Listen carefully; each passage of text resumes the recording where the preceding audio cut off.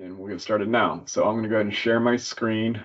There's a lot of concepts in SoCreate that you may or may not be familiar with, depending on how long you've been using it, that we'll cover. So this is the dashboard. We've recently made a lot of updates to the dashboard to give you more power over the way that you can sort your stories and manage them.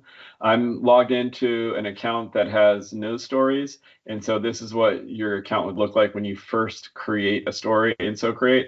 So I'm going to really quickly jump through the basics of creating a story, then we'll get into the adding all of the details that you need to add. So now when you go to create a story, you'll notice that we have 3 different story types: movie script, TV script, and we have storyteller story. So what's a storyteller story? A storyteller story is, right now it's very similar to the other 2, movie script and TV script, but this is going to evolve separately over time.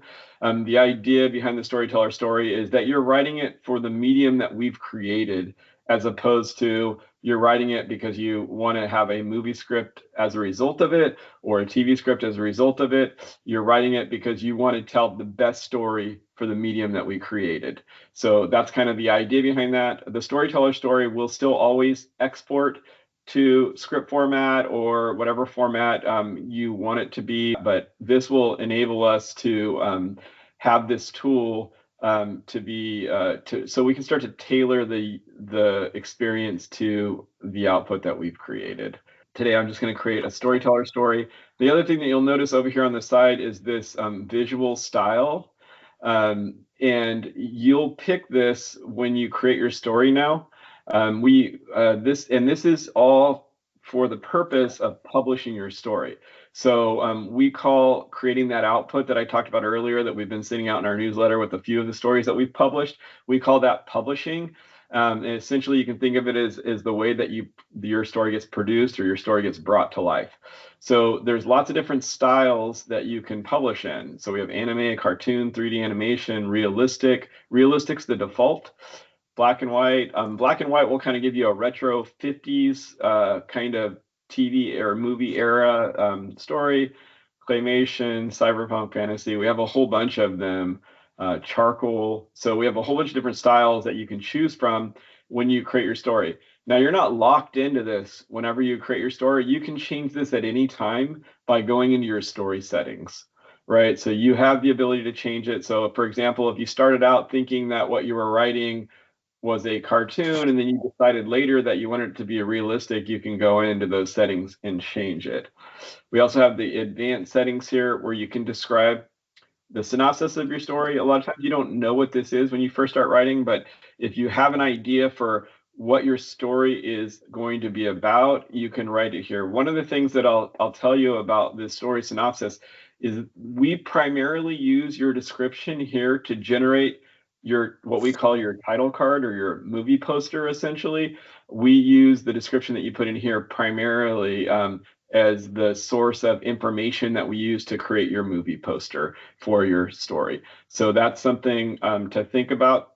You're going to want to make sure that you write, and this description is also used as what will be your teaser description. So when someone's looking through all the stories that we have published on our website and they're deciding what they want to watch, this is the description that they'll see to determine whether they want to watch your story or not. So that's here in the story synopsis. I'm going to go ahead and create the project.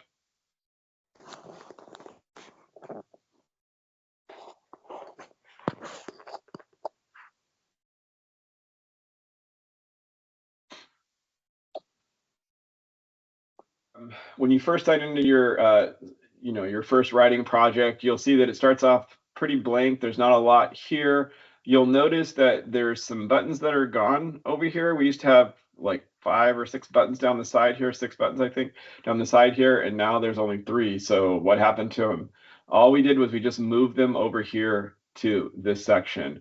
So now instead of clicking a button over here to add a character, you click a button over here to add your characters. So the first thing that I'm going to do is I'm going to add some characters so I have something to work with. So I'm going to create a character named Kelly.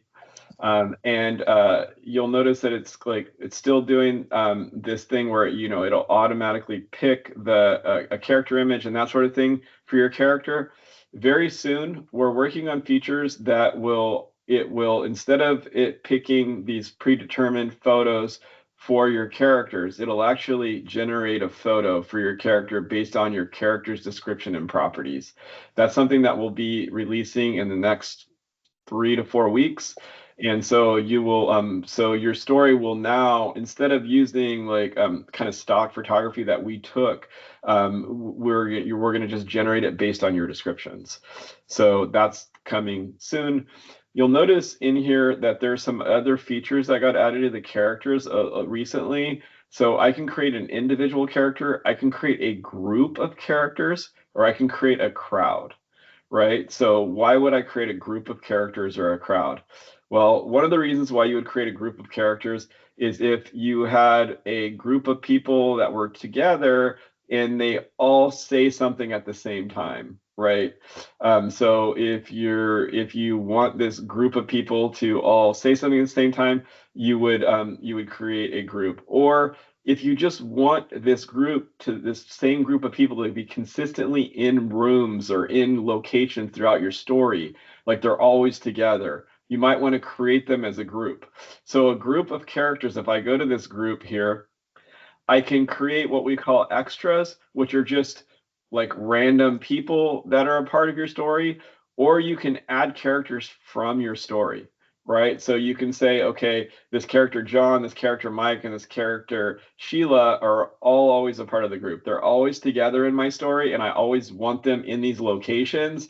And so I'm going to create them as a group so that they're like consistently throughout my story together, right? So you can refer to the group as, whatever you want, and then you can do that. And then a crowd is something like if you're going to a baseball game, if your characters are going to a baseball game or something like that, there's a crowd of people and the crowd of people are yelling something or chanting something, you would want to create a crowd for that. So the chant or the dialogue that the crowd is speaking, you can use the crowd for that.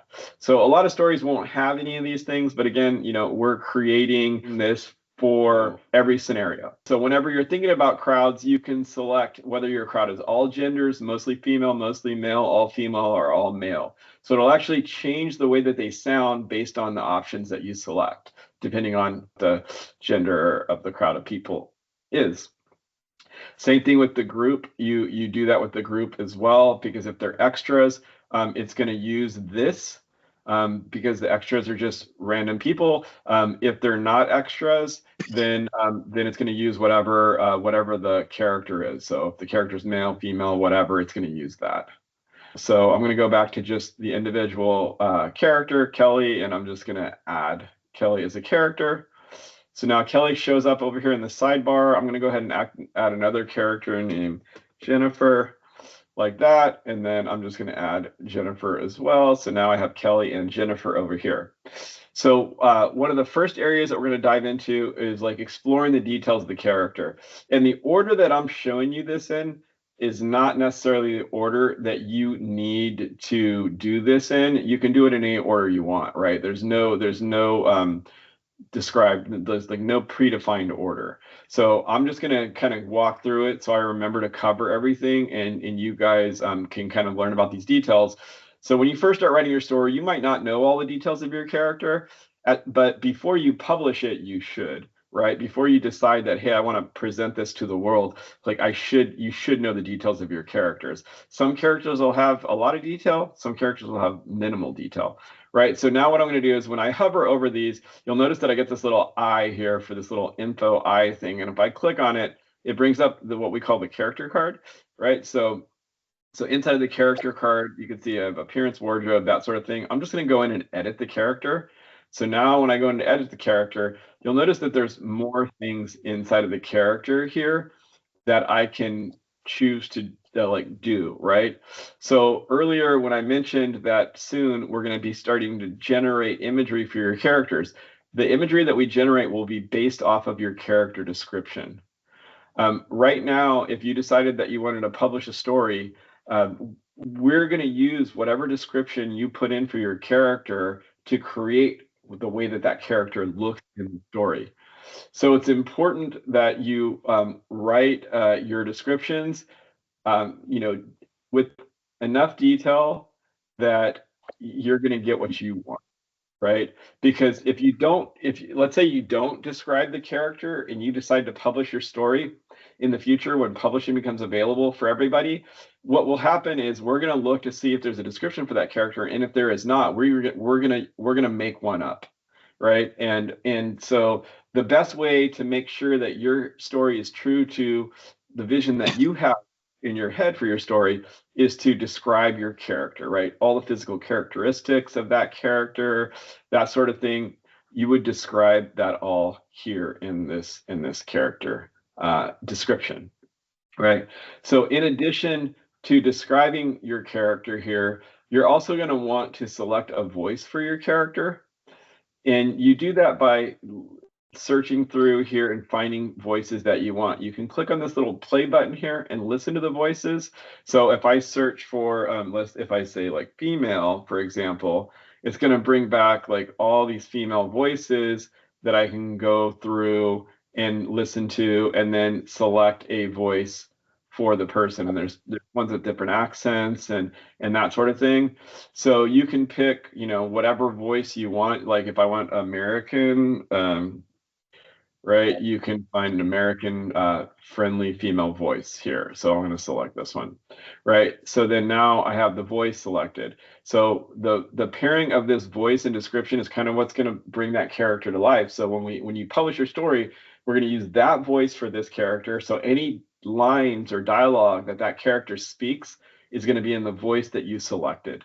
So that's how you're going to pick the voice for that character. So another thing that you can do on characters, and you can add aliases. So aliases are used for other names that you call the character in the story. So for example, if this character has children, the character might have an alias of mom, right? So, and then you can add as many aliases as you want. And I'll show you in a minute why you would want to do that. So so we're going to go ahead and go back over here. And then I'm going to, you can add a bio if you want. The bio is something we're debating on removing. We don't use the bio for anything for publishing right now, but some people like to kind of like build bios for their characters, so that's why we have it. But we're going to kind of monitor the usage of it and then determine whether or not we should keep that. I'm going to go ahead and like just save the details of this character now. I would want to go in and do the same thing to this character. The next thing I'm going to do is I'm going to add a location. So I'm just going to Justin, we have a few questions about characters really fast. Before I move on, then I'll answer those. You want to go ahead and tell me what they are, Riley? Yeah. So Eric is wondering if he has the ability to upload his own character images. Yes, that's a great question. You can upload your own character images. Yes. One thing to note on that is at SoCreate, we very much care about copyright protection and protecting artists and that sort of thing. So if you upload a character image of like Brad Pitt or something like that, and you want to publish that story, we are not going to allow you to publish that story. The story will get denied from publishing if you use anything that would be any imagery that would be protected. Now, if you're writing your own story, you don't plan on publishing it, you're just doing it for yourself, and you're doing it just within your own account, you can do whatever you want in your own account. But if you want to publish it out so people can experience your story, you're going to want to make sure that any character images that you upload, you have the rights to use those character images. And if you don't, the story will be denied. If you publish something that is copyright protected and we don't catch it for whatever reason, our process doesn't catch that, then and it goes public, and then we get notified by somebody that this is copyright protected material, we will take it down and remove your ability to publish, right? So we don't want to do that, right? We don't want to not allow people to publish, obviously. And so just be very careful and just make sure that you have the rights to the images that you use. So, okay, what's the next? A couple more. Andrew is wondering if we can create our character image from AI and import it. You can, absolutely can. So you can go and use an external AI, generate your own imagery, and then import them. That's totally fine. We have no problem with you doing that. Okay. And then will we be able to download a voice or something like 11 Labs or maybe using our own voices for character voices down the road? Down the road, yes. As of today, we have like over 600 voices that you can use. We will eventually enable you to train your own voices and that sort of thing. The reason that we're not enabling that right now is because we have to spend more time being able to come up with and write ways to protect against people using copyrighted voices, right? So, like for example, the same scenario, if I downloaded a bunch of Brad Pitt movies and took his voice out and then trained the character on his voice, well, that would we wouldn't allow that, right? Like, and so we have to protect against that, and we don't want to get overwhelmed with all of these things when we first launch. And then this question is about when you said that you can't upload, say, Brad Pitt. Someone asked, what about a look-alike, but not the actual actor? I mean, if you have rights to the person's image and they look like Brad Pitt, I mean, there's nothing illegal about that, right? But like, if you're, you know, we could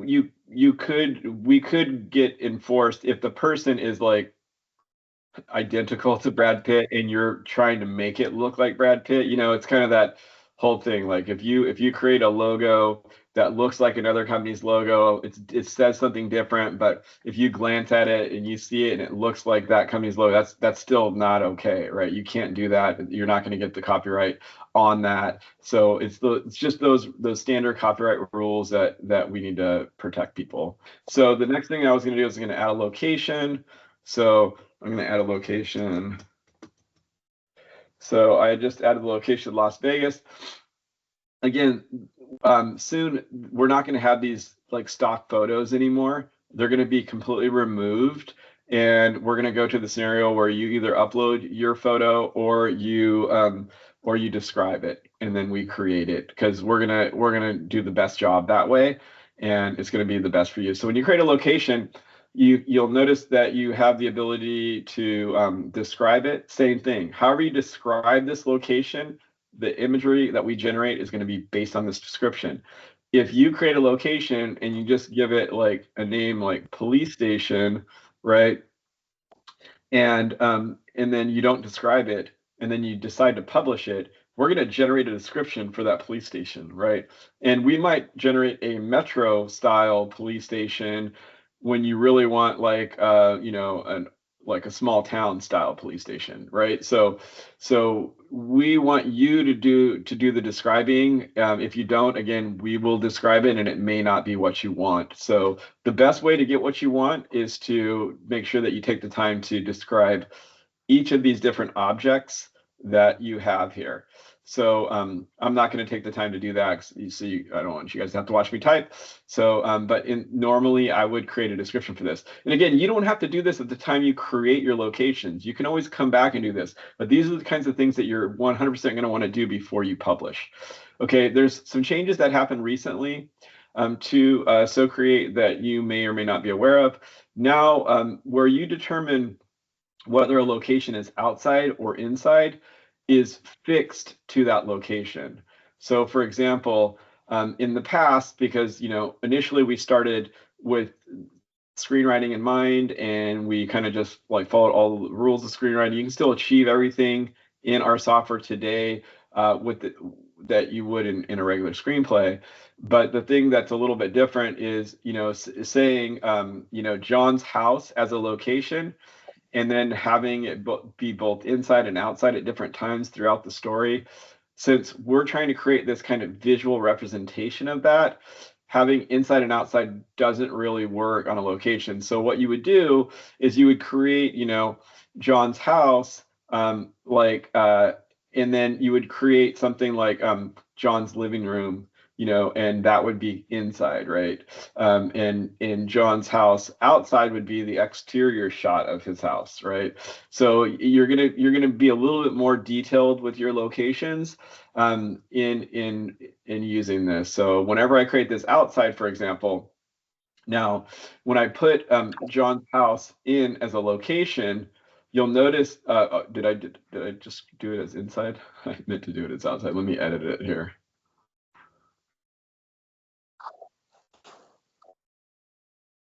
Okay, so now you'll notice that it's outside. I can still edit it, I can still change it after the fact, but everywhere I use this location, it's going to be outside. You used to be able to click here and change it here like you can with day, right? You can set different times of day for this location, but you can't change its setting like inside or outside anymore. You have to create it. So for example, if I wanted to create Jennifer's house, I might come over here and I would say, like that. I would describe her house here, and then I would say it's outside for her house, and then I'm gonna go over here, and what I can do now is I could create a completely separate location for Jennifer's house.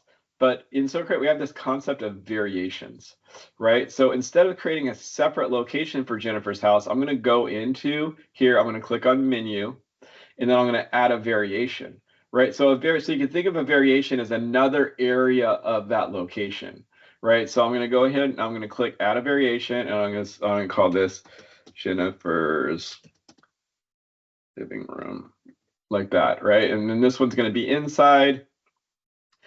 Whenever you create a variation, you have the ability to say it's visually based on something, meaning that, like, for example, let's say that Jennifer's that house is like a 1950s interior, right? So I say 1950s interior, right? And so I do something like that, and I describe like the decor of this house. And then later I come back and I say, okay, now I want to create another room in Jennifer's house. I want to create the kitchen, right? You'll notice once I add a variation, it still shows up as one location, but if I click on these dots here, it shows me all the different variations I have. So now I have Jennifer's house and I have Jennifer's living room, right? So now if I wanted to go in here and I want to say, let's add another variation, and now I'm going to say Jennifer's kitchen, right?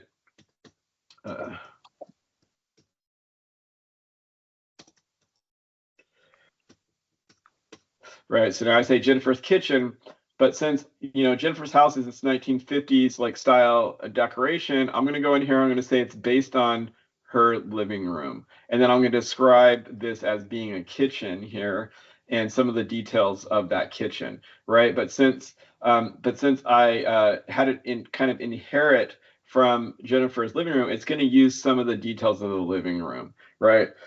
So that's kind of what I'm trying to do is illustrate, how to do that. A better way of doing that, this is just one concept of doing this. A better way of doing this would be don't do that and instead go into this shared attributes. And here is where you would describe it, the decor and style of it, right? So whenever you think about variations, you think about, and variations work across characters, props, and locations, right? So why would I have a character variation? There's a bunch of reasons why. Let's say that you're writing Forrest Gump and you have Forrest character as a kid, you have Forrest character as a teen, you have Forrest character as an adult, right? So what you would do in that scenario is you would create your first one, and then from that point forward, the other ones would be based on that character, right? Because you want them to look the same. You want them to look the same, but at a different age, right? So you would use that visually based on, right, for that character, that you would use this concept here, right? But like if I want, you know, uh, these different variations to share some attributes, you would describe those shared attributes here. So in the case of a house, it might be, the interior decorations might be 1950s, everything's 1950s, right? In the case of a person, maybe they have a scar on their face, right? So if I create a shared attribute for young forest, teen forest and adult forest, I would create like he has a scar on his face that goes from his eyebrow down to his or across to his ear or something, right? And you'd put that in as a shared attribute. So every one of those characters would have that shared attribute. So now I have locations created. I have characters. The other thing that we're going to talk about is props. So props are just like characters and locations. We refer to all of these things, so you'll probably hear us refer to all these things as assets, as story assets. So they're just the assets of your story. They're the things that make up your story, the core kind of components of your story. So props, why would I want to create a prop? I'm just writing a story. Why would I want to create a prop? The reason that you want to create a prop is because props are super critical to keeping consistency in your story. So, for example, let's say that a character drives, a 1978 black Trans Am, right? You would want to create that as a prop because every single image where that character's in and that car is in, you want it to be the same car. If you don't create it and you describe it one time in your story as a black Trans Am, and then later you say, so and so jumps in their car, if you don't use it as a prop, it's not going to be the same. So everything that's important to your story, the way to think about this is any object that's in your story that only shows up one time, no reason to describe it other than in the story itself, right? If any object shows up more than one time in your story, then you should create it as a prop and then mention that prop in your story. And I'll show you how to do that in a moment. So, for example,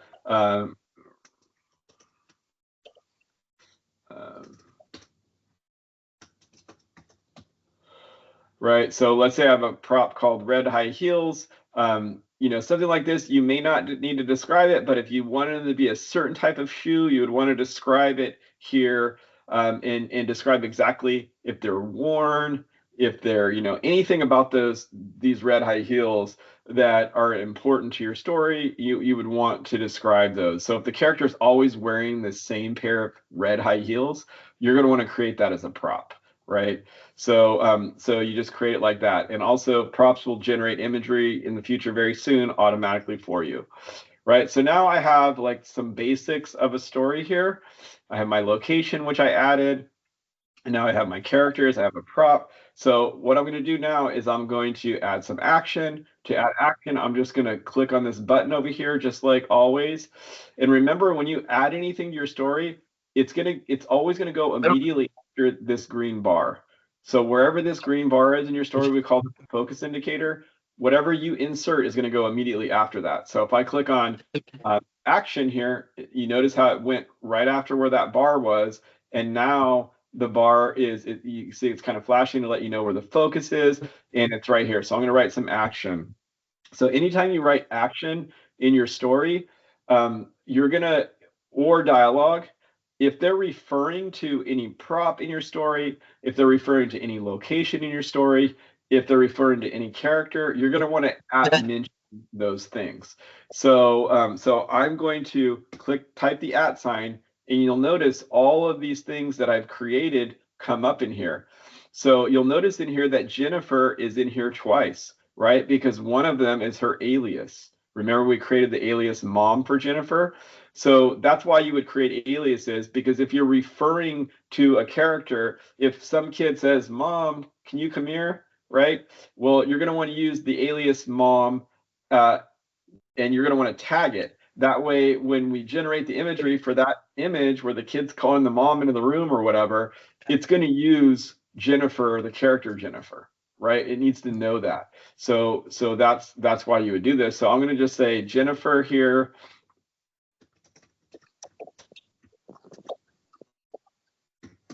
Right, so I just say Jennifer is walking down the strip, and then I'm going to say in, and I'll use the @ sign again, type LA, and it's automatically going to filter down to that, and then hit enter, Las Vegas, right? So now in this action, I have the character Jennifer, and I have the location Las Vegas. So when you publish this story, what's going to happen is we're going to generate an image of Jennifer walking down the strip in Las Vegas based on this description here. So whenever you publish your story, every single action and every single dialogue gets an image, right? So the number of actions and dialogue that are in your story, all of them will get a single image for every single one of them. So so be thinking about these things when you do it. If I didn't tag Las Vegas here like this, if I didn't tag Las Vegas, it would not use the location, the original image that we generated for that. It would come up with something, right? So it's super important to use this @ sign to tag everything in your story. Like, so for example, if I wanted to take this further, I could say wearing like if I could spell,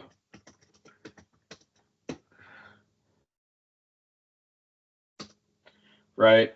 So now if we generated this image, it's going to have Jennifer in Las Vegas walking down the strip wearing her red high heels, right? So so this kind of @ mentioning, using the @ sign to tag your characters, locations, and props throughout your story, super critical in order to get the right output, the output that you want for your story.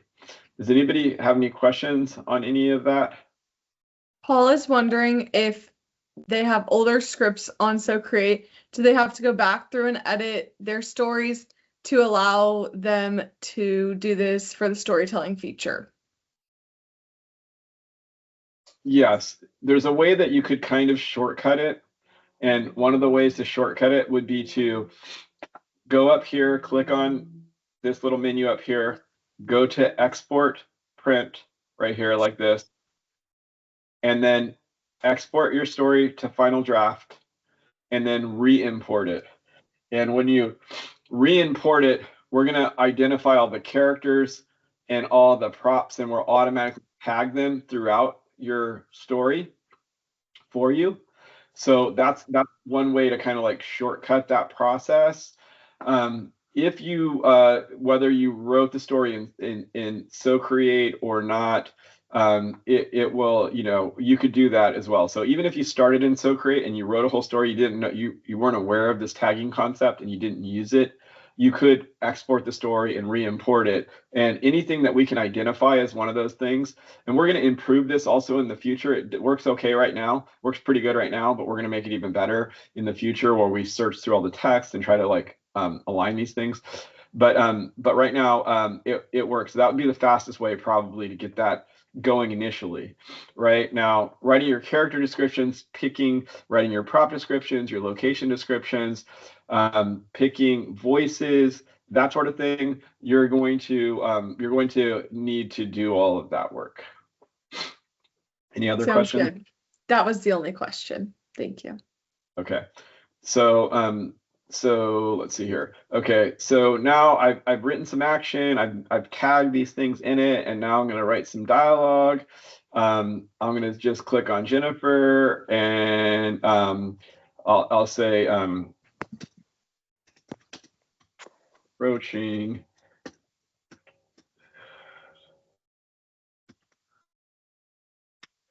Right, so I'm saying that Jennifer's approaching Kelly, and I'm going to have her say, hey. And in this dialogue, I'm going to mention Kelly, right?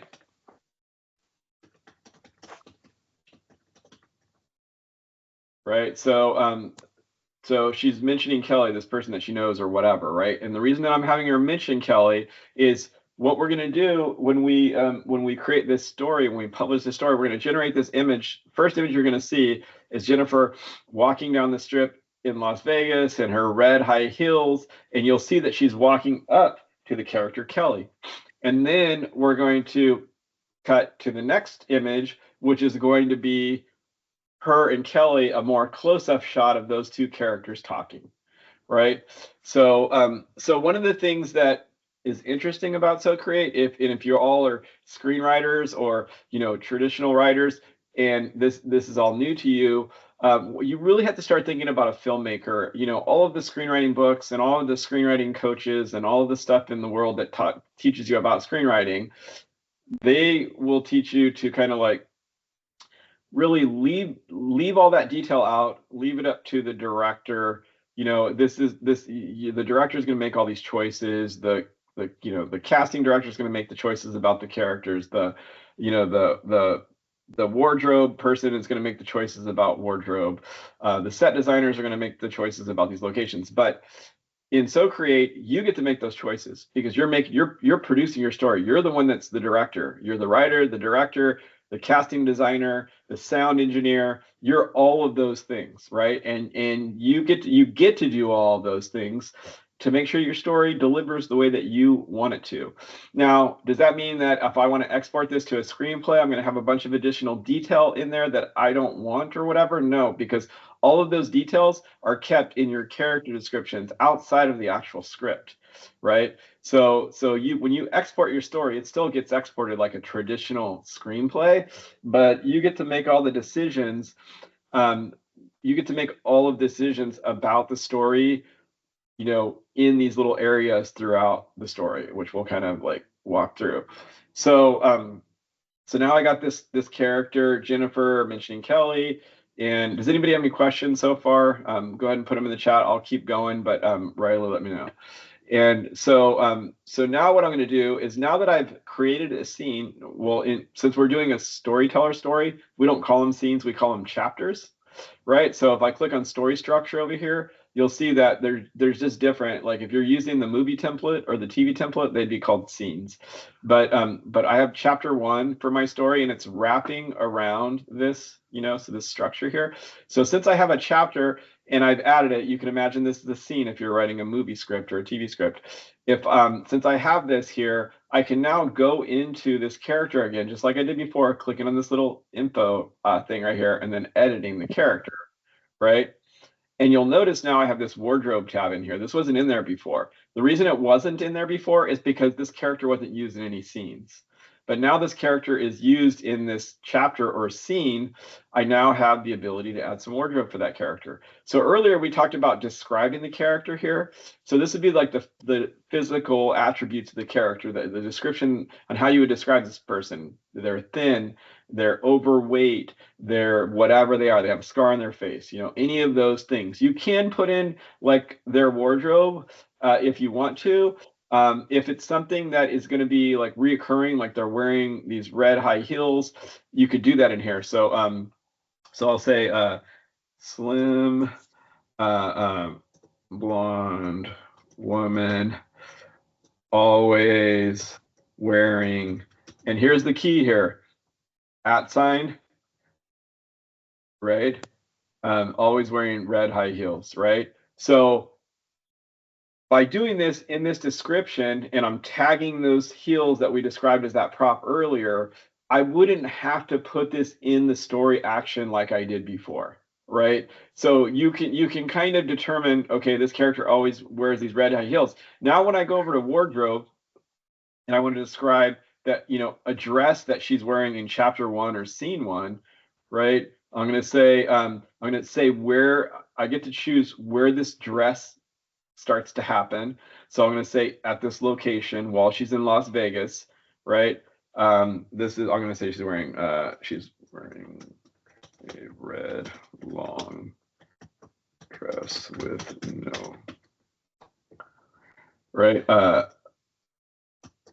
red long dress with no collar, right? So that's what or a long red dress, no collar. That's what she's wearing, right? Now, since I described over here that she always is wearing red high heels, and I use that prop, it's going to use that description from that prop, and it's going to pair that with this wardrobe. So whenever we generate the image of her on the Las Vegas Strip, she's going to be wearing this long red dress with no collar, and she will be wearing those red high heels, right? Because those things get merged together.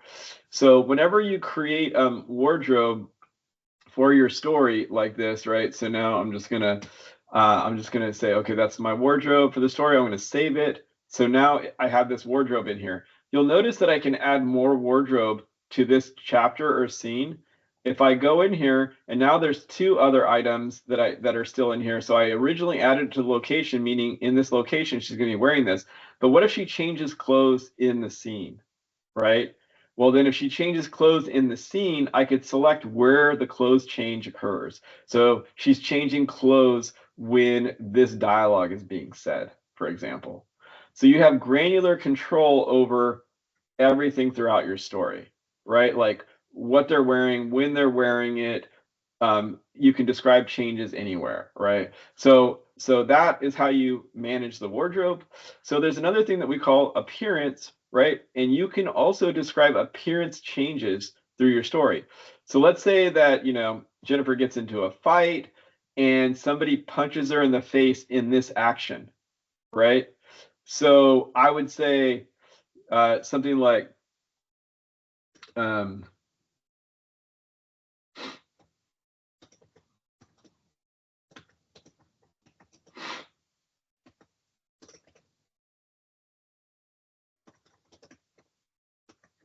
something like that, right? So she has a red mark on her face from being punched, and I'd save that. And now in this action, when we generated the image for that action, it's going to show Jennifer in her red dress, wearing her red high heels, with a red mark on her face, right? So, so does anybody have any questions on any of this? There isn't any questions in the chat.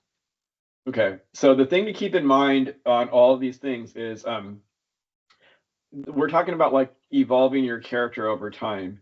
So there's going to be wardrobe changes. There's going to be appearance changes over time. And so when it comes to appearance changes, appearance changes can happen on locations and props, right? So for example, if Jennifer drives a black 1978 Trans Am and I created a prop for that, and that prop's all throughout the story, and then at one point somebody crashes into her and bangs up like the back fender, right? You could describe that as an appearance change where that occurred in the story, and then from that point forward in the story, every time that 1978 black Trans Am shows up in an image, it's going to have a crashed back fender, right? So appearance changes go across anything. If you have a character has a hammer and at some point they hit something and the head of the hammer breaks off, well, you can have an appearance change for that hammer, and every place in the story after that hammer would have a broken head on it. So so that's something to think about, right? Appearance changes. Now, one other element to this that I want to talk about is that you can have a character evolve with appearance changes, like age over the course of a story, right? So for example, earlier I used the example of Forrest Gump, and you have like Forrest as a kid, as a teen, and as an adult, right? So I could have started out with Forrest as a kid, and then in scene whatever, change Forrest to be aged with an appearance change, right? And then later on, I could have changed Forrest again to be aged with an appearance change. And that works 100% perfectly fine. The time that you want to do something different is if your story doesn't linearly progress forward like that, right? So if your story, if you only show Forrest as young, and you only show Forrest as a teen, and you only show Forrest as an adult, just use appearance changes. That's perfect, right? But if you show Forrest as a teen, then you show him as an adult, and then you show him as a teen again, and then you show him as an adult again, right? Doing that with appearance changes is probably not the best way to do it. So how would you handle that? The way that you would handle that is you would make a variation here of Forrest being old and young. And then whenever he was young, you would use the young variation. Whenever he's old, you'd use the old variation. And you would make that character's variation based on the other one. So you start off, you create the young character first. We'll see you, Johnny. And then you create the old character. And then you base the old character off the young character. So that's the idea behind when to choose appearance changes over variations. So that's how you want to think about those things. So anybody have any questions on any of that?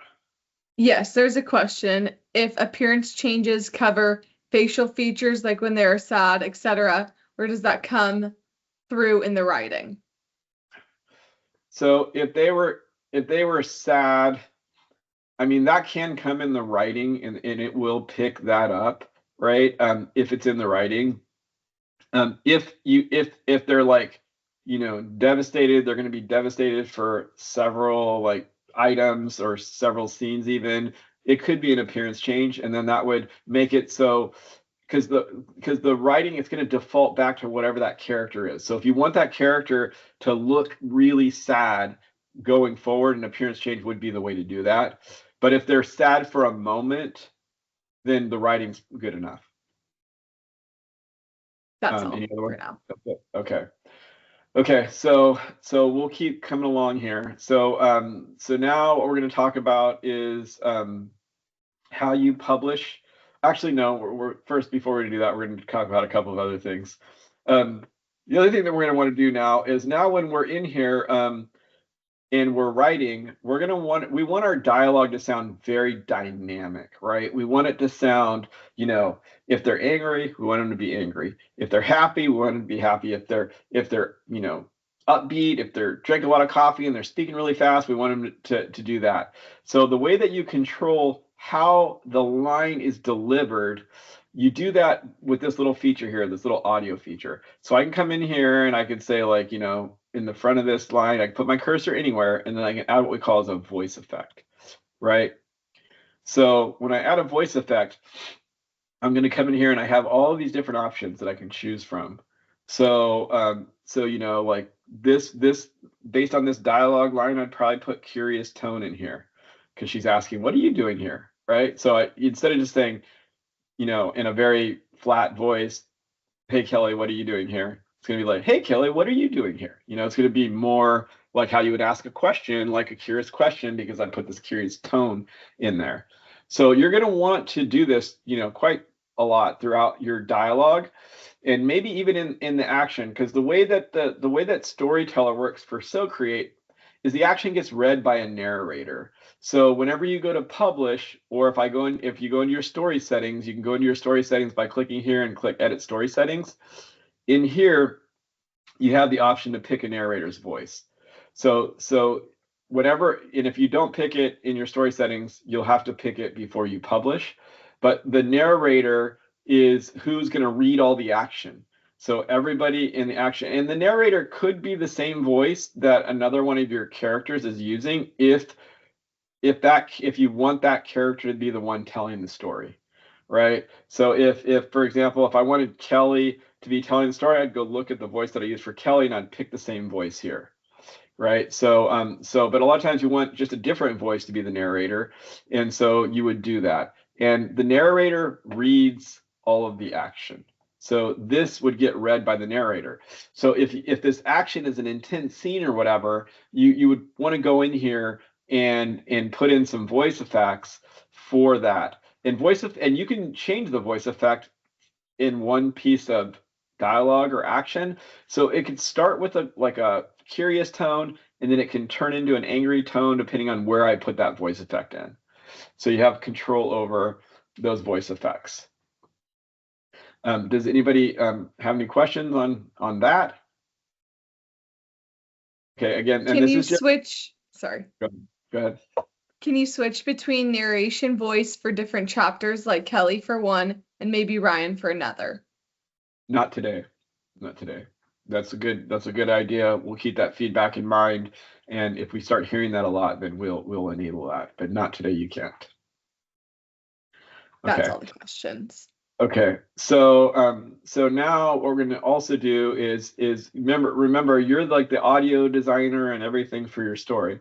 So we're going to go in and we're going to add some sound effects. So remember, right now, Kelly is walking down the strip in Las Vegas wearing her red high heels, right? So I'm going to go in here and I want to add a sound effect. So I'm going to add a sound effect here, and I'm going to describe the sound effect. So I'm going to say,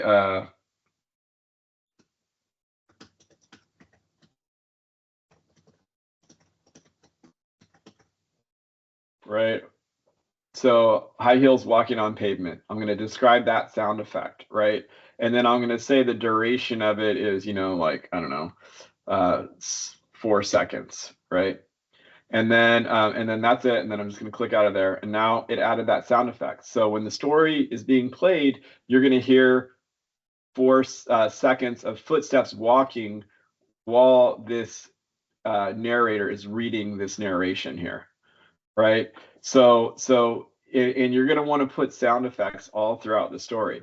Now, if let's say that Jennifer is on a walk with Kelly, like they're walking together, instead of using a sound effect like this here, because this sound effect is going to play for 4 seconds, it's going to stop, right?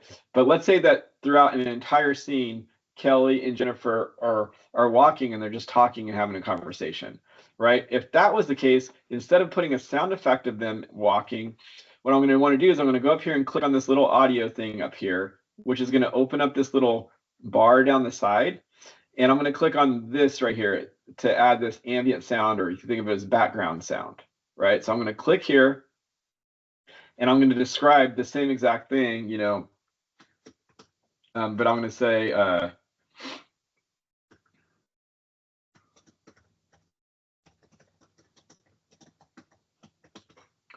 right. And so what this is going to do is this is going to create a sound that's going to play behind this entire scene. So I do this in one place, and I can make it go behind the scene. But since I want 2 people walking in heels, what I'm going to do is I'm going to create an additional track, and I'm going to use the same description in it. So now I'm going to get 2 people walking in heels. If I described 2 people walking in heels here, it may or may not work. It's gonna be more effective if you have all the different sounds in different tracks, unless those sounds often go together. So what do I mean by that? So let's for example, if you have a scene that's on a beach, right? In one track, you can describe waves crashing and seagulls, the sound of seagulls, right? Because those sounds always go together. So you're gonna be able to describe that in one description, and it's gonna work perfectly, right? But let's say that you have you know, waves crashing and the sound of a baseball game. Well, those don't always go together, right? Those are not commonly like grouped. So in that scenario, you're gonna want to have waves crashing, and you create a second track for a baseball game going on, you know, in the distance or something like that, right? So so that's what you would do with ambient sounds. Once you've described your sounds, right? So now I have these 2 tracks of high heels like walking on pavement. I'm going to click the add button here, and then it's going to ask me how long do I want that to run. Right now I only have 2 items in here, so I'm just going to click this plus here, and now it's going to run the whole entire time behind these items, right? If I had more items in there, I'd be able to click more and more and more, and then I click apply like that, right? So now I can go in here and I can click on this, and it's going to show me what that sound effect is, and you can see that it's going across both of these items, right? And I can also go in here and I can edit the duration or the descriptions, right? So if I wanted to edit the length, then I can go in here and I can say, I actually don't want it on that one. I only want it playing the entire time behind this while this is being said. Does anybody have any questions on that? After you publish and need to tweak or change something, how do you do that? And will there be a preview of what will be published? That's a great question. So very soon, you're going to be able to generate all of the sound inside of the story as you're working on it. So very soon, you'll know what it sounds like prior to publishing. Today, depending on when publishing becomes available and everything, and when we launch the other feature where the generation's happening inside of the writing tool, you could end up where you don't get to hear it until after it's published. But let's just say that you hear it, it sounds great, you publish it, and then you decide later you want to change it, because that can happen as well, right? Once something's been published, you'll be able to go into your story, change 1 or 2 or 10 things, and then republish it, right? And then what happens is when it gets republished, it's only going to publish the things that have changed. It's not going to redo everything. It's only going to do the things that you actually changed. So some changes can cascade, right? If you change like your main character of your story, then literally every image that character is in needs to change. So you got to think about those things as well, right? Initially, when we first launch publishing, and for a period of time, this is all going to be 100% free to do, but eventually we're going to need to charge for it. and we have like a certain amount of credit that we're going to provide the community of writers, and eventually we will have to start charging for these things. So you'll want to think about those types of things when you're paying for it, right? Like, you know, it's a really good idea to really think through your characters and really know you have what you want prior to publishing, because we're going to generate a whole bunch of imagery. And then if I later decide I want to change that character, I mean, you absolutely can, but a whole bunch of imagery has to get regenerated. So it's better to know those things up front, to really think about them, just like you would a movie. I mean, you're not going to go and make a movie. You're not going to start making a movie and then decide that you want to change the main character later, right? You're going to really think through that up front, and you're going to really do a good job on those characters prior to publishing. Okay, so we talked about background sounds or ambient sounds. The other thing that, okay, I'm going to just apply this. So I'm going to apply it to the one. So now you can see it's only on the one, right? The other thing that you can do is you can add music, right? So you can describe the type of music that you want in the background. And this could be like a classical background track. It could be like anything that you want in the back. You just describe what you want the music to be and how long you want the music to play, and it's going to do that. If you want if you make the music like really long, but you only apply it to a couple of items, it will start playing and then it'll fade out once it's no longer on these items. So that's how it kind of plays until it's done playing, as long as it's on these items. If it's not on these items, if you, for example, if you described it and you said you wanted this thing to be 5 minutes long, but it's only on 3 dialogue items that last 30 seconds, it's only going to be on music's only going to be playing for 30 seconds. And it works exactly like the things you describe it, that sort of thing. You can even put in your own lyrics. So if you want the music to say, like to sing a certain thing or whatever you want, you can put in the lyrics, and you can control the volume also, whether it's loud, whether it's low, if it's in the background, that sort of thing. So you have the ability to control all of those things. Same thing on the background sounds, you can control the volume on those as well. Whenever you're finally ready to go and publish your story, so this means that we have sound effects in, we have, voice effects, we have background sounds. One other thing that I didn't cover is you can also do like dramatic pauses and that sort of thing. So you can add a voice pause, and you can define like how long they pause during that period of time. So that's another thing that you can add as well. So there's that. Now, the next thing that we're going to do is we're going to talk about publishing. So once publishing becomes available, you're going to click up here and click on publishing, and you're going to say publish a storyteller. And then you have a couple of different options here. You can publish the complete story, or you can publish it serially. And what we mean by that is, like, for example, you might want to write a story and publish the first chapter, and then the second chapter, then the third chapter, or the first scene, the second scene, the third scene over time. You'll be able to do that with this serial publishing option.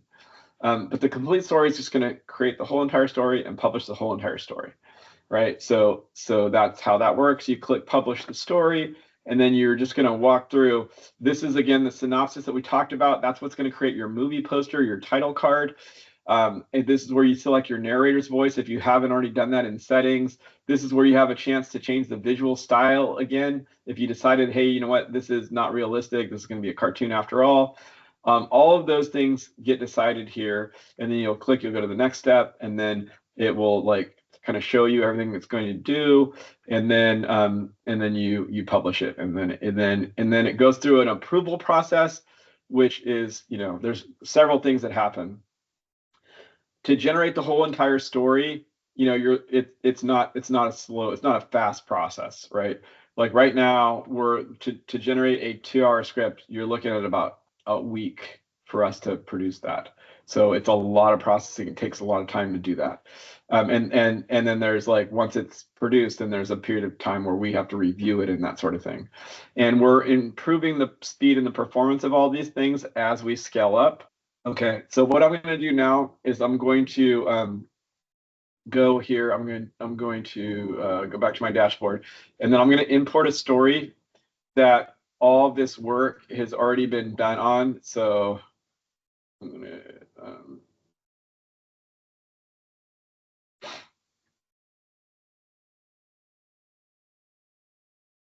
So you guys may have seen this story. We published it a while back. It's a claymation example of what claymation looks like, and so we did all the work for this.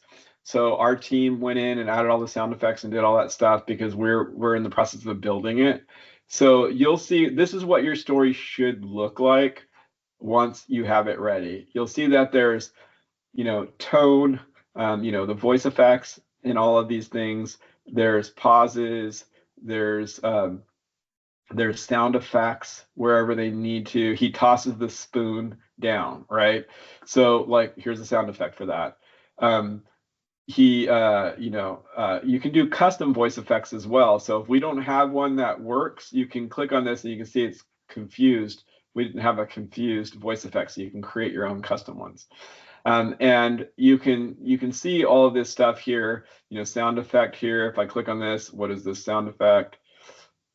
This is a chair screeching on the ground, right? So you're going to want to go through and you're going to want to add all of these things. If I come up here and I click on this, you'll notice that there is background sounds on nearly everything in this entire story. So if I scroll through this whole story, you'll see there's background sounds on everything. In literally all movies, there's always some background sound, right? It's rare. It could just be the buzz of fluorescent lights in an office, right? You always are going to generally, unless there's some reason you want complete silence, you're always going to want to have background sounds throughout all of your scenes, because that's going to make it sound the best. It's going to make it sound the most real. So you'll notice here that they're all throughout here. If I go in and look at these kind of descriptions here, you'll see that I have descriptions here of these characters. I have some wardrobe described here. I have a voice selected. All of those things that we talked about are all done throughout this story.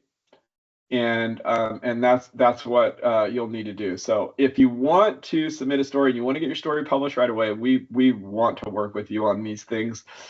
The key is to get your stories ready in this fashion, because that's what's going to enable us to go ahead and publish it. So we're super excited for you guys to use this and try this stuff out. We cannot wait to see what you create with it. Thank you all so much for joining us. We are so excited to see what you do with SoCreate. Thank you. Thank you.